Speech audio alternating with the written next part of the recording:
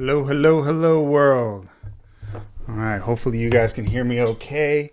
I am live now. Let me make sure I'm on live on Instagram. We have to make sure I go live there. Okay, we are live on Instagram, live on Rumble, live on X, and YouTube.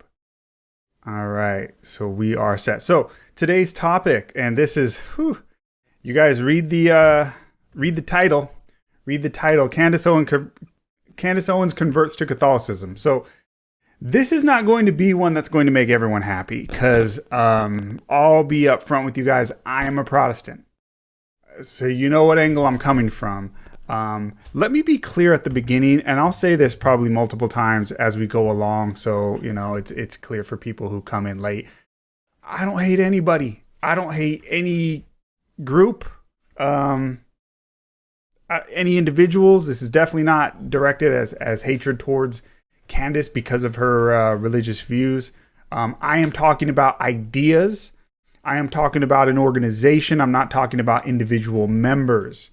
So I hold to the traditional view of Protestants that Protestants have, which is, hey, they protested something. And you know what they protested? They protested the Vatican. They protested against the papacy and the organization, the hierarchy in the Church of Rome. Again, not individuals. And let me be clear about something else here. I don't think that people are lost just because they are one denomination or another within Christianity. And that includes Catholicism. I think that there will be a lot of Catholics in heaven. Probably the majority of people, probably the majority of Christians will be Catholic, simply for the fact that there's like 1 billion Catholics on the planet. Like, it makes sense. Let me mess with this visual here. Nah, that's fine. I don't need that. Again, I'm not attacking individuals. I'm not saying anybody is evil because of their faith. I'm going to talk about an organization, and I'm going to talk about people. Now, to give some context, because I'm going to say some things that might be shocking to some people. I'm going to go into the prophecies, and I'm going to say some things that might be shocking to some people. But let me give you some context. Isaiah in the Old Testament called Jerusalem, God's people, Israel, he called them Sodom and Gomorrah. There was no worse insult that you could give to the nation of Israel than to call them Sodom and Gomorrah. That's what he called them. By the inspiration of God, he called them that. And the reason why was to make it very clear. The Bible, God told him in Isaiah, it says, show my people their sins. So that's what we're supposed to do, friends. We're supposed to say these things, say them bluntly. John the Baptist told the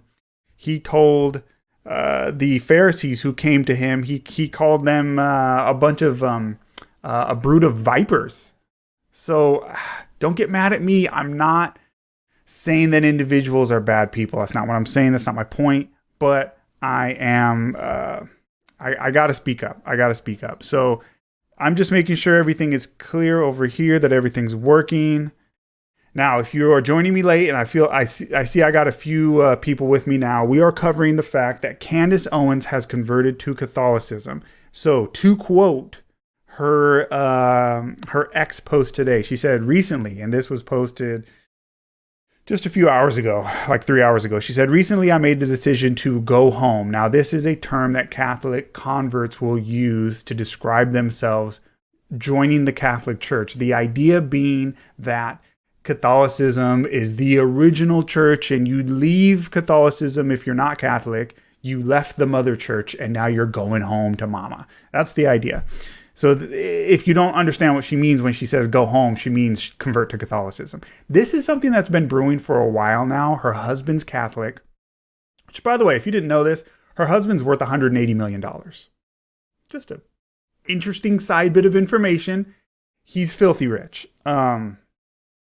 Take that for whatever you want. I'm not saying that's necessarily the worst thing, but it's an interesting fact. So She converted. He was already Catholic. Many of you might have seen the debate that he had with Ali Beth Suckley on Protestantism versus Catholicism, which, by the way, if you watch it, I meant to do a, forgive me, something in my eye. I meant to do a response to that at the time, but that was one of the worst. Ali was very nice, but it was the worst, one of the worst defenses I've ever seen of Catholicism. It was really bad. Just straw man arguments that were just ridiculous. But anyway, so she made the decision. She posts a picture of herself with the Catholic priest, and she goes on and gives more details. All right, so I want to go into what the Bible says about the Church of Rome. Sorry, something in my eye.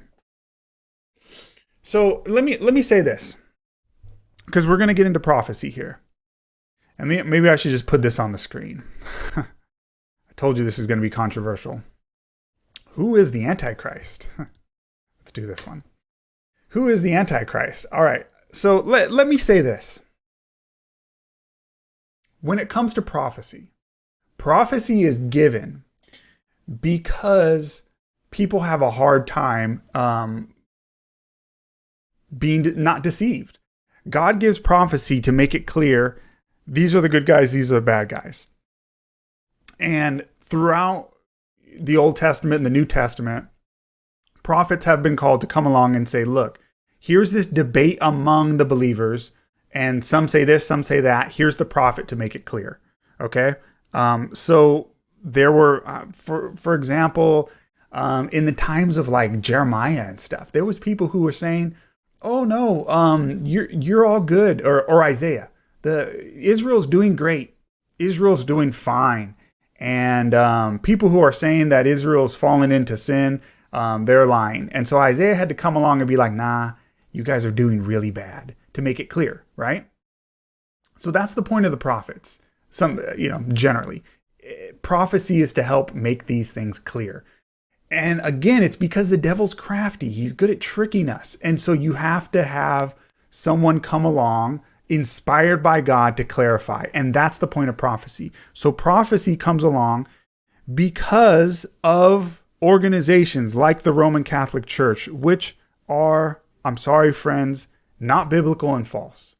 Again, not attacking Catholics and individuals, but I'm attacking the organization, the hierarchy, the papacy, which is the office of the Pope. Prophecy comes along and identifies the bad guys. So the word Antichrist, it's a dramatic word. And there's a lot of debate about this because people are pretty clear that we're going into the last days right now. The word simply means a replacement for Christ. And what I'm going to do is I'm going to show you from the prophecies.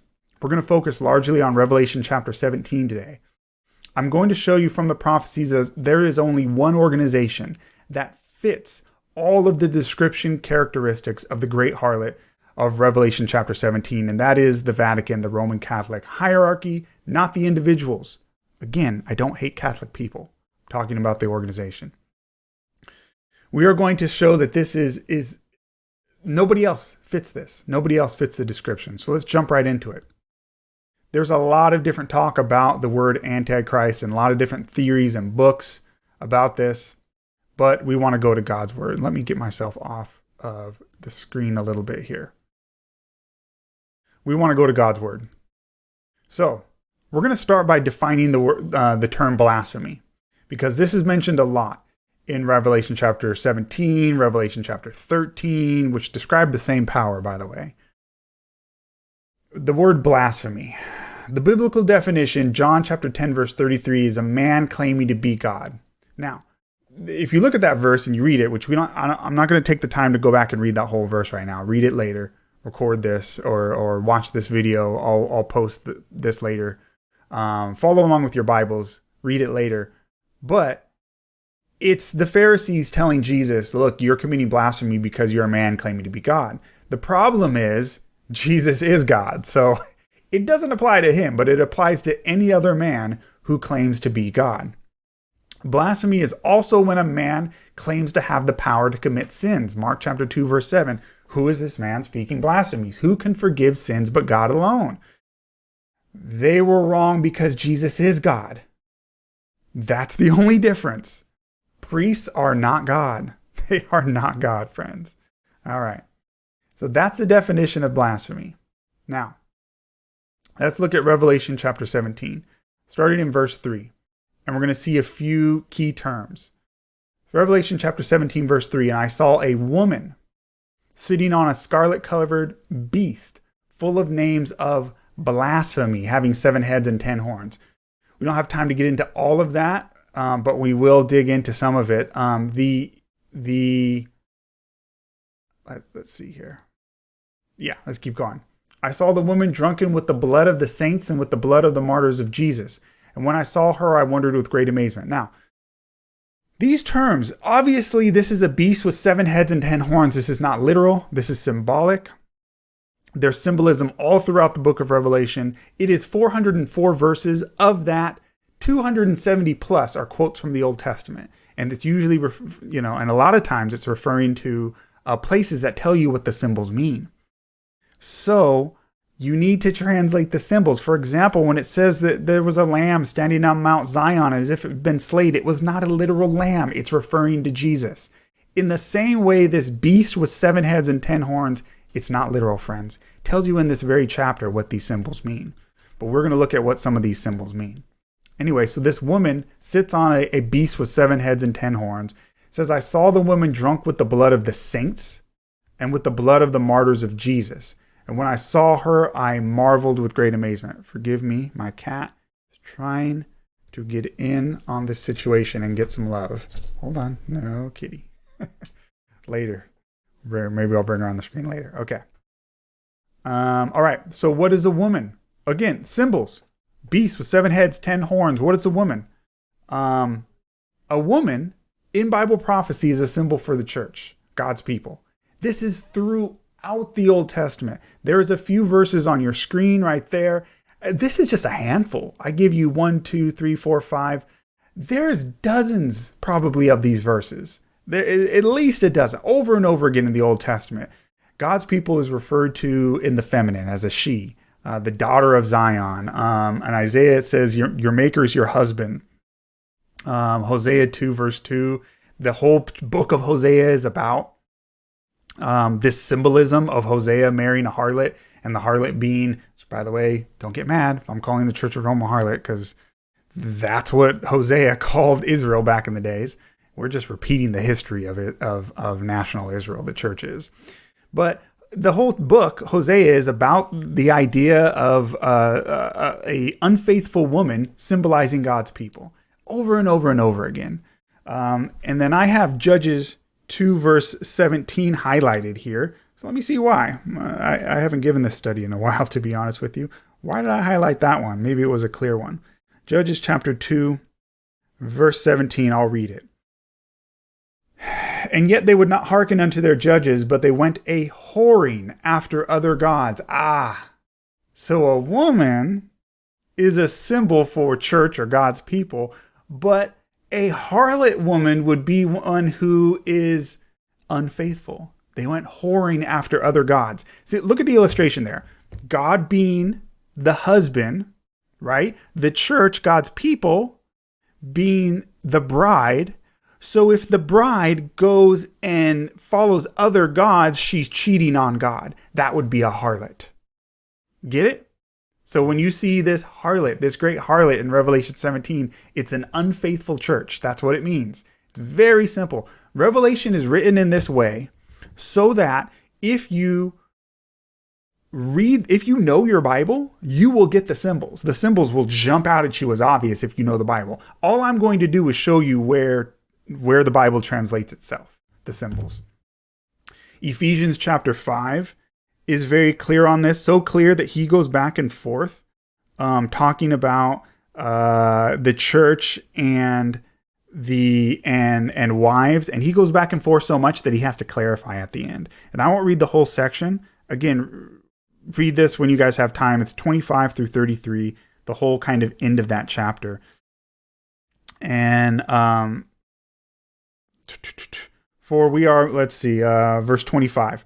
Husbands, love your wives, even as Christ loved the church and gave himself for it. So the husband is a symbol of Christ, who's the bridegroom, and the wives is a symbol for the church. And he goes back and forth. Verse 30, for you are members of his body and of his flesh and his bones.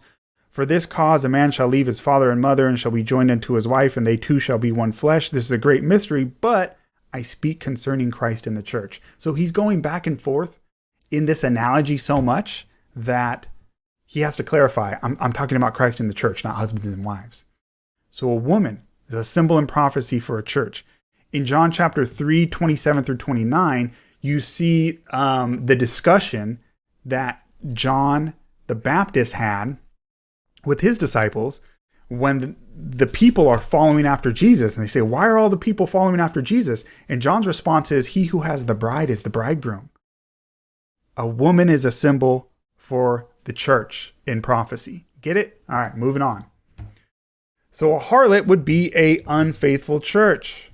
Revelation chapter 17, verse 5, mystery, Babylon the Great, the mother of harlots. So not only is this an unfaithful church, it is the mother church of other unfaithful churches, the mother of harlots and of abominations of the earth.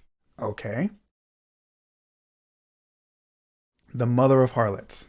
Keep that in mind. This is identifying. So we're going to look through all these characteristics and we're going to see this description in Revelation 17 only fits the Catholic Church. By the way, again, for the new people, I'm not talking about Catholic people. I'm talking about the organization. And don't think this is something new that I came up with, friends. This is what every single Protestant reformer taught for hundreds of years. Until very recently, this is what all Protestants believed. Until very recently. It's strange to me how few have ever heard this today. But you look into the writings of Martin Luther and Wesley and Calvin and all these great Spurgeon and all these great men, Tyndale and Wycliffe, they disagreed on a lot of things, by the way, on different doctrines, doctrines of salvation and so forth. They disagreed on a lot, but there was one thing they all agreed on. Who the harlot of Revelation 17 was. They all agreed who Babylon is. It's not literal Babylon. It's not literal Babylon. That's a symbol for another power. Which, by the way, you look at this and it says, Mystery Babylon the Great, the mother of harlots. Did you know that Isaiah predicted that Babylon would be destroyed back in his day? Shortly after his day, it was destroyed. And it would never be rebuilt? Never. Isaiah is clear that it would never be rebuilt. Therefore, when you see in Revelation that it refers to Babylon, you have two choices. Either Isaiah is lying and the scriptures are contradicting themselves and this is literal Babylon, which can't be true because the scriptures don't lie. Isaiah didn't lie. So that option doesn't work. Or your other option is Babylon is a symbol. It's a symbol for a world power. The world powers, one world power gives rise to the next world power. And they all kind of feed off of each other and they inherit characteristics from the previous world powers. You can point to the same thing with America today in some degree, but we won't get into that right now. All right, moving on. Revelation chapter 17. We are identifying who this woman is. So what are these symbols? We looked before, it said that it's a woman sitting on a beast full of names of blasphemy, having 7 heads and 10 horns. What does that mean? Here it tells you right here, just a few verses later, here's what the 7 heads are. Here's the mind which has wisdom. The 7 heads are 7 mountains on which the women sit. There it is, friends. It's not literal. It's symbolic. This is a beast with 7 heads, and the 7 heads are what? 7 mountains. Did I make that up or did the Bible tell you that? Again, I'm just showing you where the Bible explains itself. That's how prophecy works. This is not like Nostradamus. Nostradamus, you can make the prophecies, it's all fake. You can make Nostradamus mean whatever you want him to mean. Revelation is different. Bible prophecy is different. It tells you what the symbols mean. So there's no mistaking it. It's kind of like the parables of Jesus. He told his disciples, hey, this means this means that. He told you what these symbols mean. Same thing with prophecy. There's no need to guess. And for people out there who say, oh, there's no way to know what this means, the verses, it translates the symbols for you. All you got to do is follow what it said, and it becomes very clear. It becomes very clear when you let the Bible translate itself. All right, so we're going to look at this, and we have seen to go through the characteristics again, we have seen a woman, which is a church, sitting on a scarlet-covered beast. Now, I didn't define beast. Let me define beast real quick. We're almost there. We're going to list the characteristics here. I told you that Revelation is 404 verses. Of that, 270 plus are quotes from the Old Testament. So what is this quoting when it's talking about this beast? Well, Daniel chapter 7, the prophet saw 4 beasts. Daniel chapter 7 and verse 2, Daniel spake and said, I saw in my visions by night, and behold, the 4 winds of heaven strove upon the great sea, and 4 great beasts came up from the sea. Okay. Skip down to verse 17. These great beasts, which are 4 kings, which shall arise out of the earth. Wait. So a beast is just a symbol for a king. Or, skip down to verse 23. Thus he said, the 4th beast shall be the 4th kingdom upon the earth, which shall be diverse from other kingdoms. So a beast in Bible prophecy is just a symbol for a kingdom or a king. Nowadays, we would say a nation. That's the term we would use nowadays. We don't really say kingdom anymore. It's a country, right? A beast in Bible prophecy is a symbol for a country, a nation, a kingdom. We do the same thing today, friends. There's animals that symbolize countries, right? If I were to say to you a bald eagle today, you would say, what country does that symbolize? You could easily say, well, that's the United States. Okay, what about a panda bear? That's China. It's a symbol of China. What about a rooster? Not many people get that one. Think about that. Somebody tell me in the comments. No, nobody's quick enough. Okay. France is symbolized by a rooster. That's the idea. It's very simple. We got that from the Bible. The idea of an animal symbolizing a country. So here you have a woman sitting upon a beast. This is a church. It is a harlot woman. So it's an unfaithful church that sits on a country. Now, when a rider is on a horse, who is in control? The rider or the horse? Generally speaking, preferably the rider, right? That's the one who does the steering. Who provides the power? The beast, the animal, the horse. Thus, we see a woman sitting upon a beast. This is a church controlling a country, controlling the state, church and state united. And it's a harlot woman. It's a unfaithful church. Said it was full of blasphemy, having 7 heads and 10 horns. We learn what blasphemy is. It's when a man claims to have the power to forgive sins. These are the verses on that if you came in late. A man claiming to have the power to forgive sins or claiming to be God, that's blasphemy. So you have a woman, a harlot, an unfaithful church sitting upon a beast, which is a country, church controlling the state, full of names of blasphemy. That's a man claiming to have the power to forgive sins or the claiming to be God or take the place of God. And it has 7 heads and 10 horns. Then the woman is drunken with the blood of the saints. All right. So what does all this mean?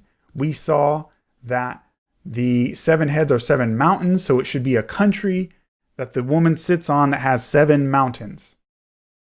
All right. Who is this? Here's a quote. Friends, don't get mad at me. I'm just quoting.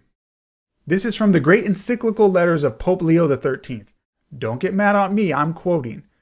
Here's the quote. We hold upon this earth the place of God Almighty. Friends, that is blasphemy. Blasphemy. We, and he's speaking of himself, by the way. He speaks of himself in the 3rd person. And he wears the triple crown. These are insults to God. This is as if he is more than one, like the triune God is. This is blasphemy of the highest order. This is from the great encyclical letters of Pope Leo XIII. 1903, page 304. We hold upon this earth the place of God Almighty. Here's another quote. This is from the Catholic National, July 1895. The Pope is not only the representative of Jesus Christ, but he is Jesus Christ himself, hidden under the veil of flesh. Friends, that's blasphemy. That is blasphemy. But there it is. I could show you pictures. I don't know if I have them in the slides here, but pictures of the Pope sitting on one of his many, many golden thrones. And on his side, on each side, there's a statue of an angel. He sits in between two angels. That is the exact same seating arrangement as the Ark of the Covenant that God sat on his throne. He is taking the place of God in the house of God, in the temple of God. Does that sound like anything familiar to you, by the way? Let's look at a verse. A man who comes into the house of God and takes the place of God. Let's see. New Testament, 2 Thessalonians, chapter 2. 2 Thessalonians, chapter 2, verse 3. Let no man deceive you by any means, for that day shall not come except there be a falling away first. This is 2 Thessalonians, chapter 2, verse 3. You know what that word falling away, you know what that translates to in Greek? Apostasia is the Greek word. It means apostasy. So Paul here says, let no one deceive you. That day, speaking of the second coming, will not happen except there is an apostasy, an apostasia, a falling away. The word apostasia means a divorce. You cannot fall away unless you were once exalted. You cannot divorce unless you were once married. This is speaking of an apostasy in the church. No different than the apostasy we saw in the Old Testament among Israel. It should be no surprise. The same thing happened to God's people in the Old Testament. It happened to the church. It happened to Christians. No surprise. We're no better. We are no better. So Paul says, except there be a falling away first, and that man of sin be revealed, the son of perdition. By the way, the son of perdition, you know that phrase is only used one other time in the Bible? You know who it refers to? Judas. Who was Judas? Was Judas an opponent coming from the outside, or was he a deceiver coming from within the church? He was one of the 12, friends. The son of perdition refers to Judas, and it refers to a deceiver in the church. Next verse, 2 Thessalonians chapter 2, verse 4. Who opposes and exalts himself above all that is called God or that is worship, so that he, as God, sitteth in the temple of God, showing himself that he is God. Friends, so many people today are waiting for an Antichrist in the future and rebuilding a physical temple when the Pope is sitting in the church today declaring that he is God. What does Paul say the temple is? The temple is the church, who sits in the temple of God, showing himself that he is God. Let's look at more. This is from the book by John Paul II, the leader of the Catholic Church. This is quoting. I have this book. You can look it up. It's page 3. This is a very recent book in 1994. The leader of the Catholic Church is defined by the faith as the vicar of Jesus Christ and is accepted as such by believers. The Pope is considered the man on earth who, note this, takes the place of the second person of the omnipotent God of the Trinity. This is a quote from the Pope's book.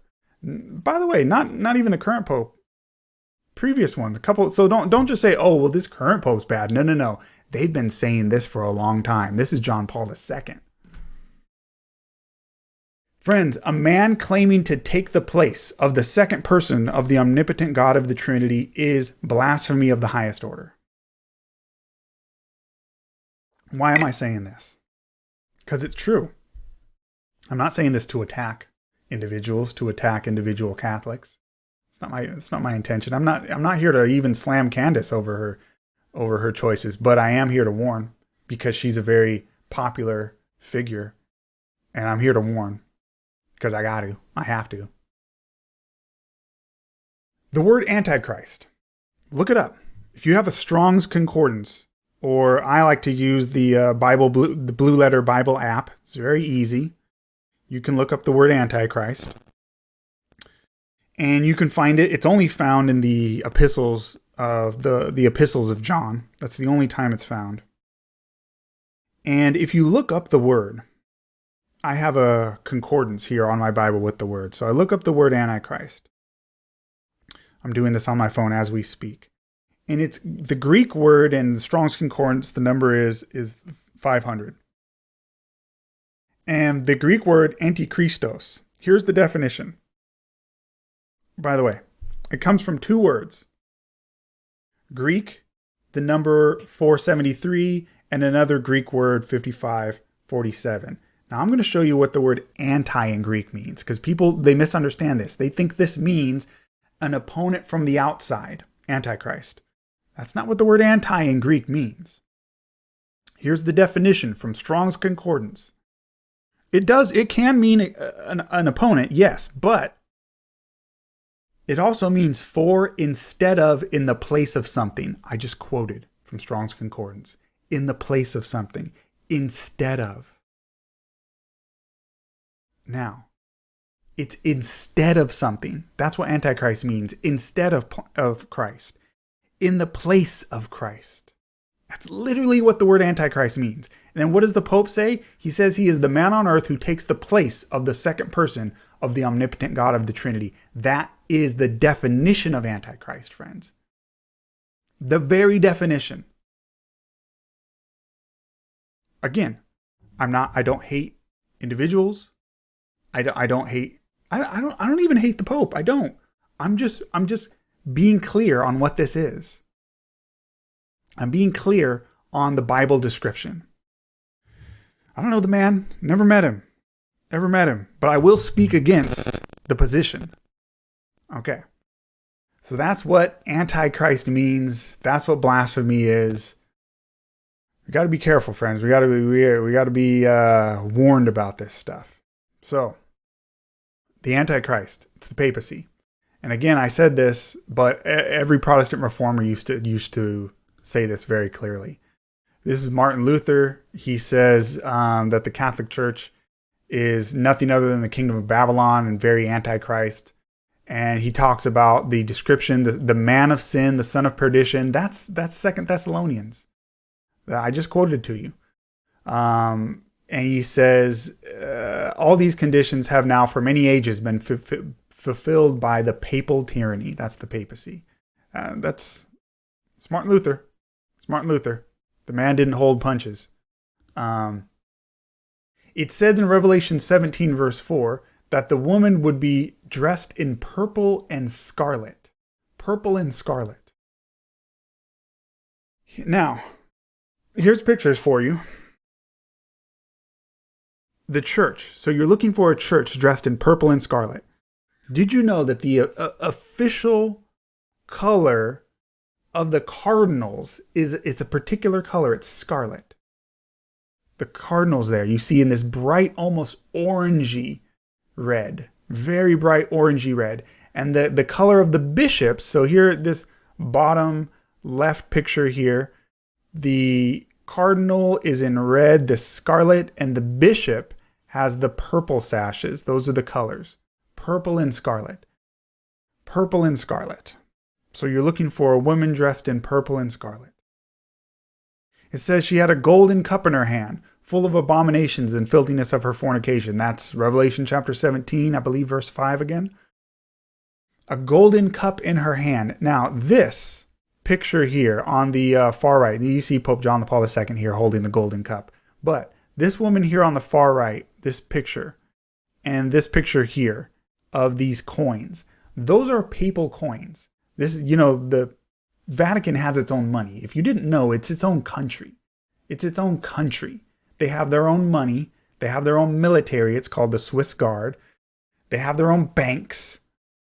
It's a country. The United States sends an ambassador to the Vatican. We don't send ambassadors to only churches. It is a church, but it is also a country.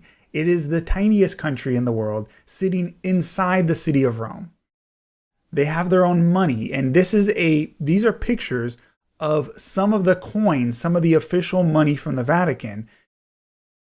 And on it, just like the United States would use our mascot on our coins, we would have a bald eagle, right? They put their mascot on their coins. And the mascot here is the woman holding a golden cup, with what looks like to be the sun inside it. But they'll say it's the Eucharist. It's a sun symbol, which was ancient paganism, but that's another subject. Either way, their symbol is a woman holding the cup. And the name of that woman is Fides, Fides. Go look that up if you don't believe me. Fides is a symbol of the church. It's a woman generally holding a cross and a cup. Fides. So you have the woman holding a golden cup. Friends, they have that as their mascot. Revelation says, you look for a woman holding a golden cup dressed in purple and scarlet. Here you go, purple and scarlet, and they have a woman holding a cup as their mascot? And it says it's Antichrist, and Antichrist means somebody who takes the place of Christ. Oh, what's the Pope say again? That he takes the place of Christ? I don't know what to tell you, friends. Don't get mad at me. I'm just showing you what it says. All right. Here's another one. Another papal coin. This is from Pope Gregory the 13th. And here again is Fides, the woman, holding the cross, but this time she has a sword in her hand. You know why? Because she is killing these people. And the inscription in Latin is, this was St. Bartholomew's Massacre. She is slaughtering the prince. Huguenots. It says Huguenots slaughtered. Friends, not only did the Catholic Church slaughter Protestants, a lot of them, during the hundreds and hundreds and hundreds of years that the Catholic Church was in control over Europe. Not only did they do that, they minted coins to celebrate it. They minted coins to celebrate the slaughter of other Christians. What again did we see? The description in Revelation chapter 17. I saw the woman drunken with the blood of the saints and with the blood of the martyrs of Jesus. This is Revelation chapter 17, verse 6. And I saw the woman drunken with the blood of the saints and with the blood of the martyrs of Jesus. It's just history, friends. Don't get mad at me. During the Dark Ages, this is a quote. During the Dark Ages, it's estimated that the papacy tortured and killed 50 million Christians. Now, you can debate that if you want. There is a lot of historical arguments for this, and you can look it up on the internet. It was a lot. There's various estimates, but it was a lot. This is from Steve Gregg, The Narrow Way. All right, let's talk about some more characteristics. It said in Revelation chapter 17, verse 5, it says, upon her forehead was a name written, Mystery Babylon the Great, the mother of harlots. The mother of harlots. Okay, so if a woman is a symbol for a church and a harlot is a symbol for an unfaithful church, then the mother of harlots would be a mother church that is unfaithful and considered to be the mother of other harlot churches. So, as if quoting Revelation 17, here is the Catholic Encyclopedia.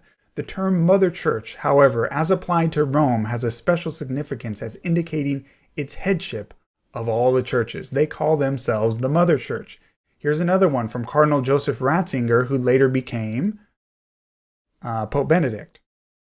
And he says, it must always be clear when the expression sister churches is used in this proper sense that the one holy Catholic and apostolic universal church is not sister, but mother of all the particular churches. Okay, they call themselves the mother church. This is from St. John's Lateran Cathedral. This is the plaque outside of the official church that the Pope is the pastor of, St. John's Lateran Cathedral in Rome. And here's the plaque. There it is in Latin. You have the triple crown there because he claims to be king of heaven, earth, and the lower regions. That's what the triple crown means. Get mad at me if you want. That's what it means. And he has the keys there, which they say symbolize he holds the keys to heaven. And only the church gets to decide who's saved. Yeah, that's what they believe. That's what the Vatican symbol is. And then the words in Latin there are these. If you don't speak Latin, this is what it translates to.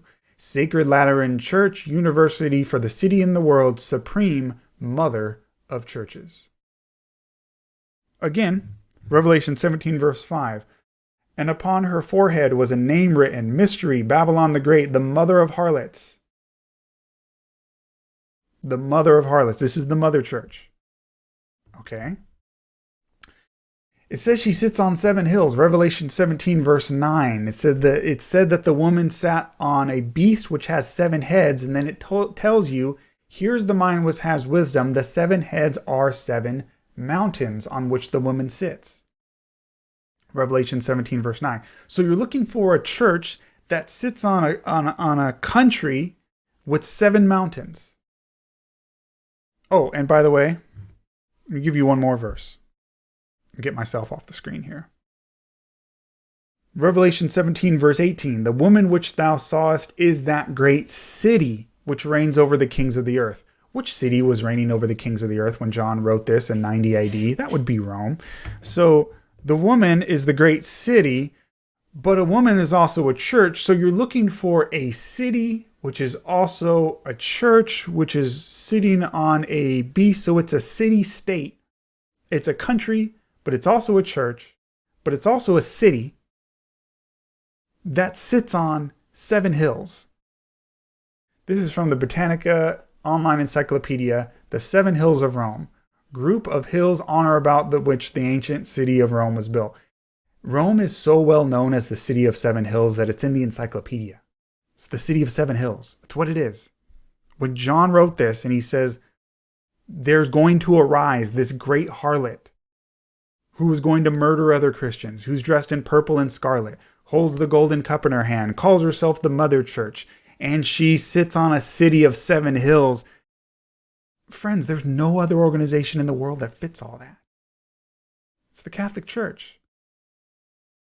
Revelation, the next chapter, chapter 18, tells you that God's people are in that organization and warns them to come out. Again, this is not to hate on Catholic people. God's people are in that church. They're in that church, and God cares about them. And so he warns in Revelation 18, verse 4, and I heard another voice from heaven saying, come out of her, my people. So he calls his people out of her. That means God's people are in her, in this great harlot.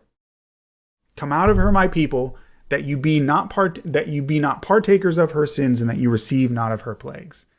That is the warning.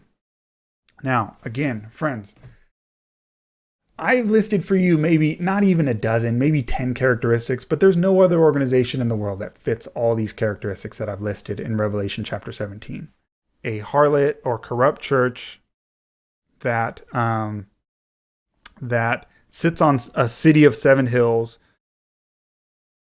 that speaks blasphemy, right? The power to forgive sins, and a man claiming to be God, that would be the papacy. The Antichrist leader of this organization, the Pope, claims to take the place of Christ, which is the definition of Antichrist. The purple and scarlet, a golden cup in her hand, drunken with the blood of the martyrs of the saints. There's no other organization that fits all these characteristics, but there's more than this. It's a list of, maybe 10 characteristics. There's over 30.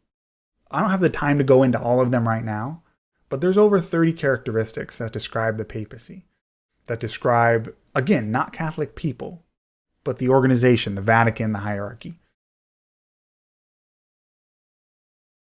I recommend studying this out further, but there's one place that makes it so clear it can't be anyone else, and that's Daniel.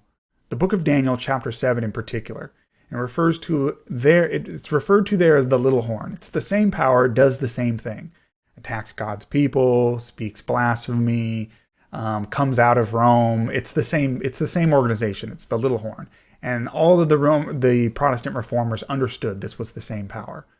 The problem with the little horn, and this is why this cannot be anyone else, is that the little horn, just like the power in Revelation chapter 12 and 13, reigns for 1,260 years. That's not a single man. So people are expecting an antichrist to come in the future who's an individual man, when it's an organization. It's the harlot. It's a woman riding the beast. It's a church controlling the state. It's an organization. No man can live for 1,000 years like that, 1,260 years to be exact. The time frame 1260, which you've probably heard before, it's found in Revelation chapter 12, chapter 13, and it's found in Daniel chapter 7, speaking of the little horn.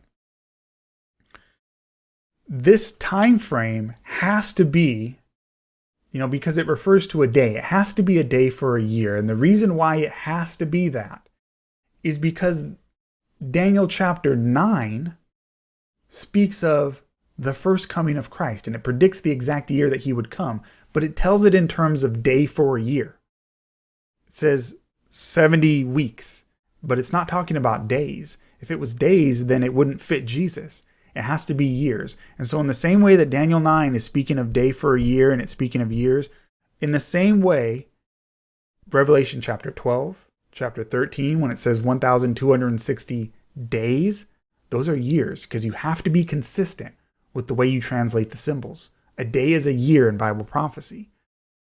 Otherwise, Jesus doesn't fit the description in Daniel 9. So you have problems. You can't do that. You have to be consistent with the symbols. A day is a year.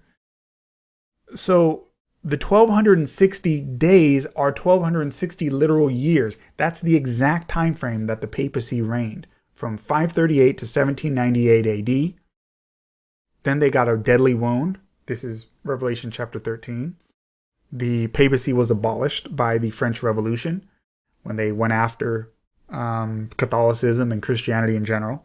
The papacy was abolished. The Pope was taken captive. He died in captivity. The papacy was declared, the Vatican was declared a secular state and all its property seized. Deadly wound. And then it came back in 1929. They made a deal with Mussolini. The Vatican made a deal with Mussolini, got their property back. The wound was healed. But the papacy reigned for over 1,200 years during the Dark Ages. That period of time is what people ignore so often. The Middle Ages, when the papacy, the Catholic Church, was in control of Europe. You could not have a Bible in a language that you could read. It was forbidden. Friends, that is the Great Tribulation. 1,000 years where you were kept from the Bible, where Christians were burned at the stake for simply believing, having a Bible in a language they could read. And now we just ignore it, and we're expecting something in the future. I'm not saying that bad times aren't coming, but that was the great falling away that happened. And so what has happened nowadays, and I'm going to tie this into current events, and then we're going to wrap it up. I'm almost done here. What's happening nowadays is everyone's looking at the Middle East. Everyone's looking at Israel. And it's because of dispensationalism. And dispensationalism is very new. It only came in a couple hundred years ago. And it only became popular a few decades ago. Through things like the Left Behind series, the books and the movies. Before that, in the Schofield Reference Bible. But you know where they got their ideas from? They got them from a Jesuit priest, Francisco Ribera. He came up with the idea, and other Jesuits during the Counter-Reformation. Jesuits and the Catholic Church came together, and they came up with these new interpretations of prophecy. And one of them was preterism, and that was everything in Revelation, or most of it, happened in the first century. So don't worry about Revelation. Don't look at it. It all happened already. Or futurism. Everything that's going to happen in prophecy is way in the future. And by the way, the church is going to disappear at that time. They're going to be raptured away. That's dispensationalism. And then Israel, it's all about Israel. And so don't worry about prophecy because you'll be gone. You'll be raptured away. And it's all in the future. Don't worry about it. And you can't know who the Antichrist is. You'll know later, but you can't know now. That's futurism. So they came up with two theories. Look at the past or look in the future. Preterism and futurism. Look it up. Look up just do a Google search on origins of preterism, Catholic origins of preterism and futurism. Catholic origins of preterism and futurism. Do a Google search on that and you will find that it's true. That's where it came from. It came from the Counter-Reformation. So nowadays, everyone is focused so much on Israel, dispensationalism, futurism, and they think, oh, that's the great battle. No, friends. We wrestle not against flesh and blood, but against spiritual powers. The battle is spiritual. And the Antichrist is in the church today. It's a man sitting in the temple of God, showing himself, claiming that he is God, taking the very place of God. That's who it is. And so, again, I'm not attacking any individuals, Catholic people. I was raised Catholic. I have a lot of semi-Catholic. If you were raised, Catholic like me, you probably know what I mean. Cultural, right? Went to church on Christmas and Easter. Lots of family who are Catholic. I'm not attacking individuals. Good people. Lots of Catholics will be in heaven who don't know any better and follow all the light that they know. I'm not attacking individuals, but the organization, the hierarchy, the Vatican is evil. I'm not holding any punches on that. The teachings are Antichrist.